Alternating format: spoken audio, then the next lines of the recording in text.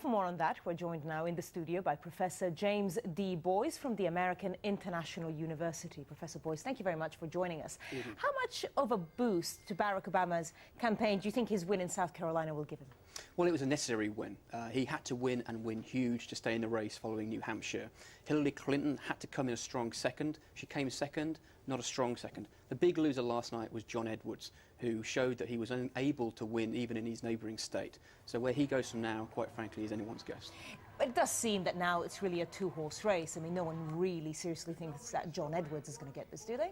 No, I mean, what last night proved is that it's not good enough to have a haircut that looks like Robert Kennedy. One needs to have the policies to go with it. And unfortunately, John Edwards, his time in the sun has come and gone. Where he could potentially be an influence is as a potential king or queen maker at a potentially deadlocked convention come the summertime. Now, a lot of people had predicted this Barack Obama win, but perhaps not quite as big a win as he did get. What do you attribute that to? I think there's a number of reasons. A major one, of course, was the fact that Hillary Clinton really had started to write off South Carolina in the last week or two. She wasn't particularly heavily campaigning there. She sent her husband, the former President Bill Clinton, to campaign there, ostensibly on the basis that African Americans had known no greater friend in the White House than Bill Clinton during his 8 years in office.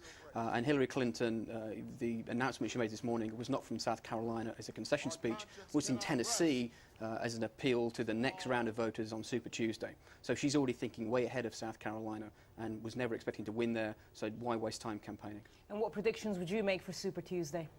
Well, it's very, very close to call. We've got 22 states out. Hillary's ahead in New York, California, and New Jersey. So I suggest that the main headlines are going to be a big swoop for Hillary Clinton come Super Tuesday. How much is this campaign about the issues, and how much now would you say is it about the fact that we could have the first female president of the US or the first African-American president? As with all presidential elections in the United States, issues are there, but it's a very, very different situation than here in England, for example, where issues are much more paramount, I think.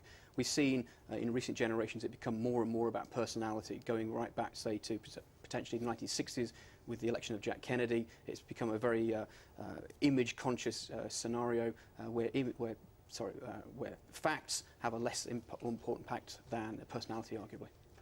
It really does seem that they've captured the imagination, certainly, of the media, haven't they? I think so. I think you've seen a real play to the media on both accounts. You've now seen, for example, Caroline Kennedy come out and endorsing Barack Obama, which is a very important boost for the Barack Obama campaign, just as Oprah Winfrey came out for her. We're seeing a real split here, whether to endorse someone on the grounds of gender or race. And that's going to be a very important move going into Super Tuesday, I feel. Indeed. I'm sure we'll speak to you around Super Tuesday I look forward to as it. well. Thank Dr. you very James much. D. Boyce, thank you very much.